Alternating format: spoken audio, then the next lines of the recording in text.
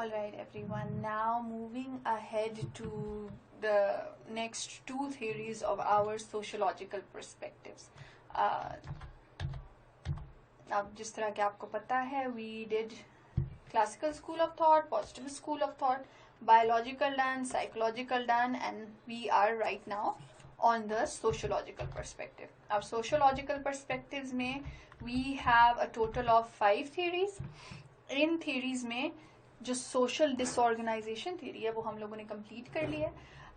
आज हम करेंगे the strain theory and the labelling theory कि किस तरह से ये दो सोशोलॉजिकल थ्योरीज जो हैं ये किस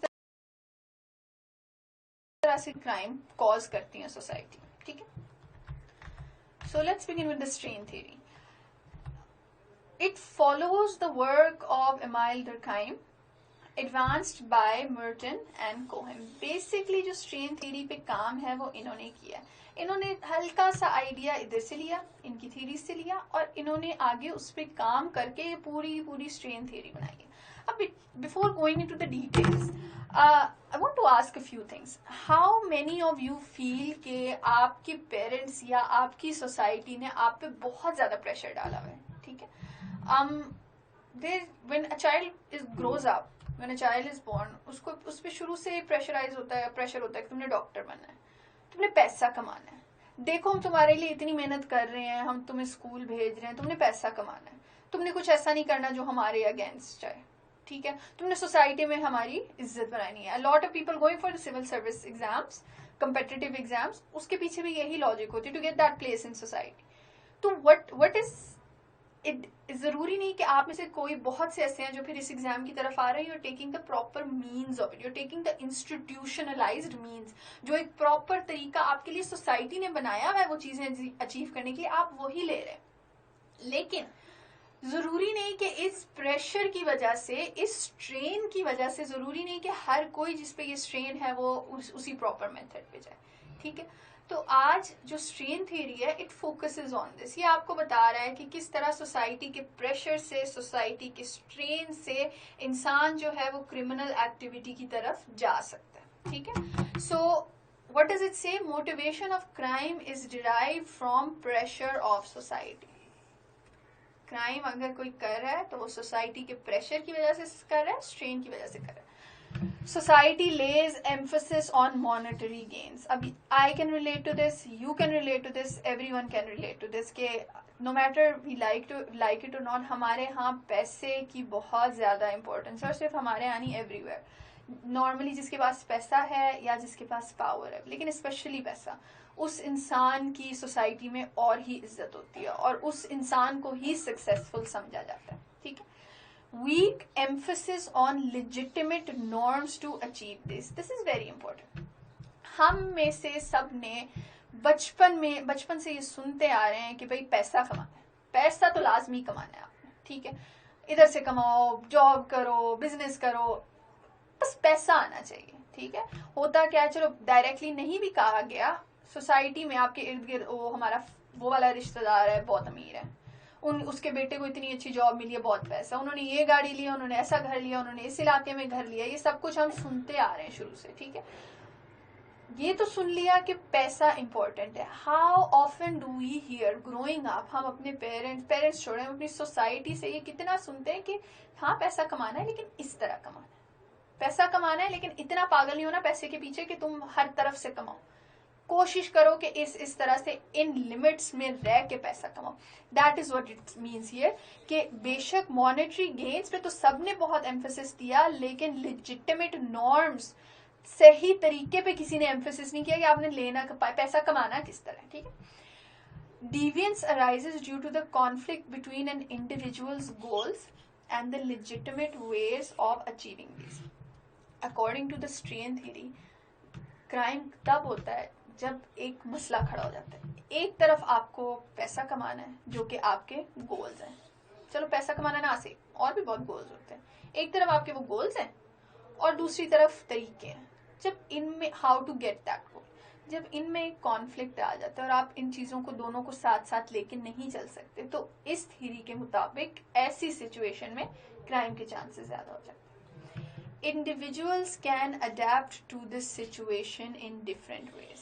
इस थ्योरी के लिए इंडिविजुअल्स जब ऐसी सिचुएशन में आ जाते हैं कि उन्होंने काम भी उन्होंने अपना करना है पूरा, लेकिन समझ नहीं आ रही कैसे करें, इस सिचुएशन में आके there are a total of 5 ways that people can adapt to getting, to this situation. We have conformity, we have innovation, we have ritualism, we have retreatism, and we have rebellion. ठीक है. अब a lot of candidates करते क्या है, वो जब इसकी theory पढ़ते हैं ना, वो इन 5 तरीकों को रट्टा लगा लेते हैं और वो इस पे रट्टा लगा लेते हैं, इस सारे पॉइंट्स पे. वो समझते नहीं है कि ये सब है क्या, और ये जो 5 चीजें हैं ये क्यों हैं, और ये क्या है, और ये किन सिचुएशन में वो इस तरह अडॉप्ट करता है, किन सिचुएशन में वो इस तरह अडॉप्ट करता है. Imagine getting a question like this in your exam. आया नहीं, imagine it. What would you do? For this I would recommend this diagram. ठीक है, मैंने ये डायग्राम स्टडी किया था एंड एक तो आपको याद भी रहता है, ठीक है, कि what does each thing mean, और दूसरा ये कि जब आप ये पेपर में अपने बनाएंगे तो this will be something very good. What did Robert के मर्टन्स डिविएंस टाइपोलॉजी एक्चुअली से? अब इसमें है क्या? Let me explain this very slowly so that you people can understand. इस साइड पे हम पढ़ रहे हैं कल्चरल गोल्स, इस साइड पे हम पढ़ रहे हैं इंस्टीट्यूशनलाइज मीन. कल्चरल गोल्स का मतलब है वो हमारे एम्स जो हमें सोसाइटी ने हमारे माइंड में बिठा दिए कि भाई ये काम तुमने करना है. ठीक है. इंस्टीट्यूशनलाइज मीन्स है the proper way of getting those things. ठीक है. ये आ गया एक्सेप्ट, रिजेक्ट. ये वो लोग हैं जो एक्सेप्ट कर रहे हैं गोल्स को, ये वो लोग हैं जो रिजेक्ट कर रहे हैं गोल्स को. ये वो लोग हैं जो एक्सेप्ट कर रहे हैं मीन्स को, the method of doing it, और ये वो लोग हैं जो रिजेक्ट कर रहे हैं. अब let's go one by one. एक ऐसा इंसान जो कि एक्सेप्ट कर रहा है, जो कि कल्चरल गोल्स एक्सेप्ट कर रहा है. ठीक है. देयर इज अ पर्सन जो कि सोसाइटी के गोल्स एक्सेप्ट कर रहा है कि मैंने ये अचीव करना है, और दूसरा वो ये भी एक्सेप्ट कर रहा है कि मैंने इस तरह से अचीव करना है, मैंने सही तरह से अचीव करना है. वो क्या करता है? वो आ जाता है कन्फर्मिटी के कैटेगरी में. दोज पीपल जो कि गोल भी सही फॉलो कर रहे हैं और मेथड भी सही फॉलो कर रहे हैं, वो ये लोग हैं. These are the people that are causing no trouble in society. ये बिल्कुल सही जा रहे हैं सोसाइटी के स्टैंडर्ड्स के हिसाब से. उसके बाद आ जाते हैं वो लोग जो सोसाइटी के गोल्स तो वो एक्सेप्ट कर रहे हैं. सोसाइटी ने उनको जो गोल्स दिए हैं, दे आर एक्सेप्टिंग देम. ठीक है. वो कह रहे हैं कि हाँ ये हमने अचीव करना है, लेकिन वो गोल्स को अचीव करने का जो तरीका है वो उसको नहीं एक्सेप्ट करें. गोल्स एक्सेप्ट करें, तरीका नहीं एक्सेप्ट करें. उस केस में क्या होता है? उस केस में you have innovation. What does innovation basically mean? Innovation means कि वो वही काम करना चाह रहा है लेकिन एक नए तरीके से. This can be taken as a very common example. जो लोग go for bribery, वो क्यों करते हैं? पैसा चाहिए ना. पैसा as a goal उन्होंने एक्सेप्ट कर लिया, लेकिन पैसे कमाने का जो सही तरीका है वो उन्होंने रिजेक्ट किया. तो उसके केस में क्या आता है? They become innovative, they find a new way of doing it. ठीक है. The third thing is those people that reject the cultural goals. उनके अंदर वो एम्बिशन नहीं है वो चीजें अचीव करने का. वो इनको कहते हैं हाँ पैसा क्या करना है, मिस करो, leave it. But they do accept the ways. हाँ पैसा इंपॉर्टेंट नहीं है, लेकिन यार जॉब तो करनी है. ठीक है. ये लोग आ जाते हैं रिचुअलिज्म में, जो बस लाइफ को लेके चली जा रहे हैं. They don't care. They are like okay बस जिंदगी चलाओ, जो एक तरीका है वो करो, लेकिन उनके अंदर वो एम्बिशन नहीं है. ठीक है. ये लोग आ जाते हैं रिचुअलिज्म में.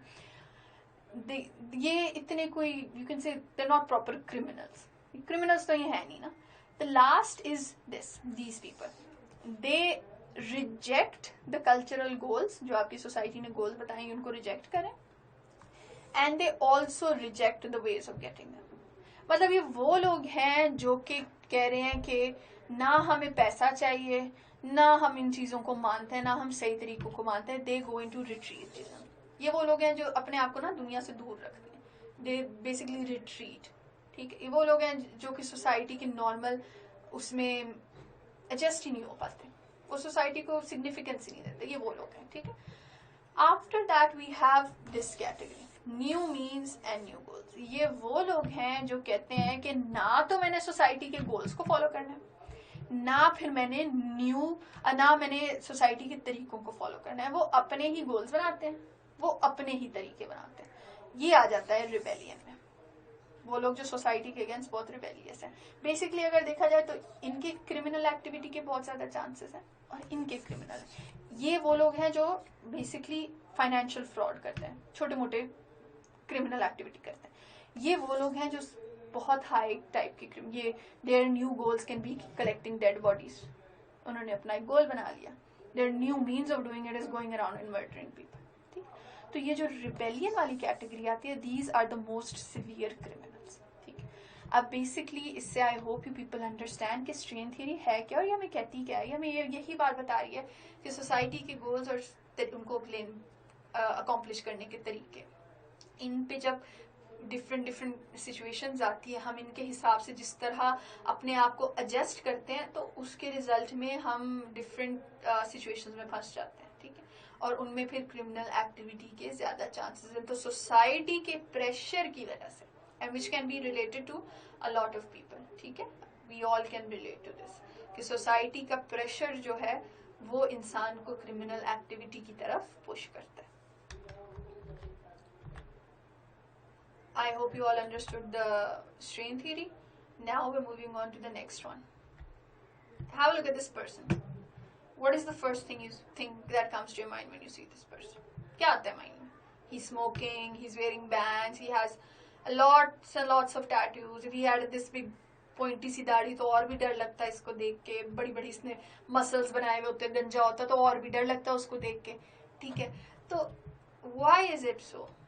आप you're walking down the street and you see this person, or if you see this person standing in a street, आप जाएंगे उस सड़क में, आप कोशिश करेंगे मैं किसी और तरीके से जाऊँ, किसी और रास्ते से चलो, इस बंदे से मैं दूर रहूँ किसी ना किसी तरह। ठीक है, अगर ये आपके पास से गुजरा है तो आप सबसे पहले क्या करोगे? you'll hold, you'll put your purse away, you'll hide your phone, आप बिल्कुल ही अलर्ट हो जाओगे। why is this so? basically ये हमारी अगली थियरी है, which is the labeling theory, कि हम as humans, we as members of society, हमारा कसूर है कि लोग जो हैं वो क्राइम की तरफ जा रहे हैं। और वो क्यों? क्योंकि हम लोगों के साथ टैग्स एसोसिएट कर देते हैं, हम लोगों को लेबल कर देते हैं, और एक लेबल किया हुआ जो इंसान है वो मोस्ट प्रोबेबली क्राइम की तरफ जाएगा। ठीक है, this theory was prominent during the 1960s and the 1970s. Major role was played by Howard Becker. अब ये तो सारे पॉइंट्स हैं जो लिखने चाहिए और एमसीक्यूज में भी आ सकते हैं, तो इसलिए आई एम मेंशनिंग देम, लेकिन आइडिया आप लोगों को शायद हो जाए कि लेबलिंग थ्योरी है क्या। However, this theory too is also traced back to Emile Durkheim. इनकी इतना जो सोशोलॉजिकल थियरीज थी टूवर्ड्स स्लाइट डिवियंस, उसकी वजह से फिर आगे काफी ज्यादा थियरीज बनी। Labeling theory states that people come to identify and behave in ways that reflect how others label them. कि इंसान अपने आप को, अच्छा, identify is a very interesting word. Why identify and label them, कि जिस तरह हमें लेबल किया जाता है सोसाइटी में, हम फिर इवेंचुअली क्या होता है, हम अपने आप को भी उस तरह से एक्सेप्ट करने लग जाते हैं। हमें अगर बार बार, let me just give a common example, एक बच्चा है, आप उसको बार बार कहोगे तुम तो हो ही ना लायक, तुम तो कुछ कर ही नहीं सकते जिंदगी में, तुम you are not good for anything. अगर हम एक बच्चे को ये बार बार कह रहे हैं that child will grow up believing he is not good for anything. ठीक है, ये this is a very simple example. अगर if you see like the man I showed you before, अगर उसको शुरू से यही सुनने को मिल रहा है कि यार तुम तो बड़े खतरनाक से लग रहे हो, he will start believing he is dangerous. If you tell, क्योंकि इवेंचुअली होता क्या है, वी स्टार्ट, अब इसका जो एक चेन फ्लो बन रहा है ना, ये भी आप लोगों ने वर्ड्स याद रखने हैं। ठीक है, you start of with primary deviance, everyone is human, ठीक है, everyone can make mistakes in life, और वो जो आपकी पहली गलती होती है वो आती है आपकी प्राइमरी डिवियंस में।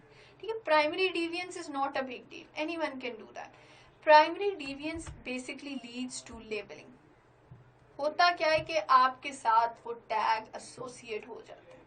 ठीक है, आपने अगर लाइफ में कोई चोरी कर ली, if you have misbehaved with anyone, ये स्टार्ट होता है स्टार्ट वाले ऑफेंडर्स पे। ये उन लोगों पे अप्लाई होता है जो बिल्कुल नए नए बड़े हो रहे हैं और उनमें वो क्रिमिनल टेंडेंसी बढ़ती जा रही है। ठीक है, तो कि उन लोगों पे अप्लाई होता है, टीनेजर्स पे बहुत ज्यादा अप्लाई होता है। वो लोग क्या हो जाता है, वो लेबल हो जाता है कि भाई ये तो है ही खराब, ये बड़ा खराब लड़का है। ठीक है, उसके बाद क्या होता है, self fulfilling prophecy. Please use this word, self fulfilling prophecy, ये इस थ्योरी का एक बहुत इंपॉर्टेंट वर्ड है। इसका ये मतलब है कि जब आप किसी को कहोगे कि आप तुम ऐसे हो, तो वो खुद से ये काम होना, वो तो फिर उस वैसा बनेगा ही बनेगा, ठीक है। तो सेल्फ फुलफिलिंग प्रोफेसी का मतलब है कि आप किसी को कह रहे हो तो आप खुद ब खुद उसको उस चीज की तरफ लेके जा रहे हो। Instead of giving that person a new chance, you are pushing that person towards more criminal activity. और जब वो सेल्फ फुलफिलिंग प्रोफेसी होती है, जब वो खुद को उस तरह का मानने लग जाते हैं, तो यू हैव सेकेंडरी डिवियंस। और सेकेंडरी डिवियंस क्या है? This is always a very great level of crime. इसमें बहुत ज्यादा क्राइम है, ठीक है। इसमें डेंजरस क्रिमिनल एक्टिविटी है। यहाँ पे अगर वो स्लाइड को चीज, छोटी सी चीज चोरी करा, तो यहाँ पे he'll rob a बैंक। यहाँ पे if he's getting into a fight, तो यहाँ पे he's gonna murder someone, ठीक है। यहाँ पे if he's told to be flirting randomly, यहाँ पे he's gonna commit rape। तो ये जो लेबलिंग थ्योरी है, ये बहुत ज्यादा एप्लीकेबल है, हर तरह से एप्लीकेबल है। We can all relate to it as well. और व्हाट डज दिस मीन? अब मैं आप लोगों को इसीलिए जनरल एग्जांपल्स के साथ ही सारा कुछ समझा रही हूँ, ताकि आप लोग समझ सको और अंडरस्टैंड कर सको how important these theories are. और ये जो लेबलिंग थ्योरी है, do you know why it is important? क्योंकि ये थ्योरी हमें बताती है कि अगर कोई फर्स्ट टाइम ऑफेंडर है, first time offender, he is way different from a regular offender. Why? Because उसका स्टार्ट है, उसको लेबल ना करो। यही थ्योरी है, लेबलिंग थ्योरी ही है, जिसकी वजह से हम कोशिश करते हैं कि जो जुवेनाइल्स हैं, आगे जाके हम पढ़ेंगे, जो यंग ऑफेंडर्स हैं, जो टीनेजर्स आ रहे हैं, हम उनको जेल ना भेजें, ताकि उन पे वो जेल वाला टैग ना लगे। हम कोशिश करें कि हम उनको दोबारा सोसाइटी में लाएं and give them a fresh start. यही लेबलिंग थ्योरी है दैट प्रमोट्स प्रोबेशन, कि इंसान को इतना आप पुश ही ना करो, उसको इतना बुरा कह के उसके साथ वो टैग ना लगाओ कि वो मजीद गलत काम करने पे मजबूर हो जाए, वो अपने आप को ठीक कर सके, वो रिहेबिलिटेट कर। We read the word before rehabilitate. ये सारी थ्योरी जो है, लेबलिंग थ्योरी, इन चीजों को एक्सप्लेन करती है, ठीक है। सो whenever it comes to the labeling theory, please explain it with these words and please explain it with examples। अपनी सोसाइटी से एग्जाम्पल्स दें। और लेबलिंग थ्योरी से हम पॉलिसीज क्या क्या हमने बना सकते हैं। प्रोबेशन को प्रमोट करती है, पैरोल को प्रमोट करती है, ये हम आगे पढ़ेंगे, ठीक है। ये जुवेनाइल्स के केस में बहुत ज्यादा सपोर्टिव है। तो लेबलिंग थ्योरी को पॉलिसी के हिसाब से भी आप देखें और इसकी थ्योरी के हिसाब से भी आप देखें। And if you think about it, the labelling theory is a very very applicable theory in the social perspective of criminology. So that this marks the end of our lecture, and I hope you understood these two theories today, the strain theory and the labeling theory. और इसके बाद we are going to move ahead to the last two theories of the sociological perspective.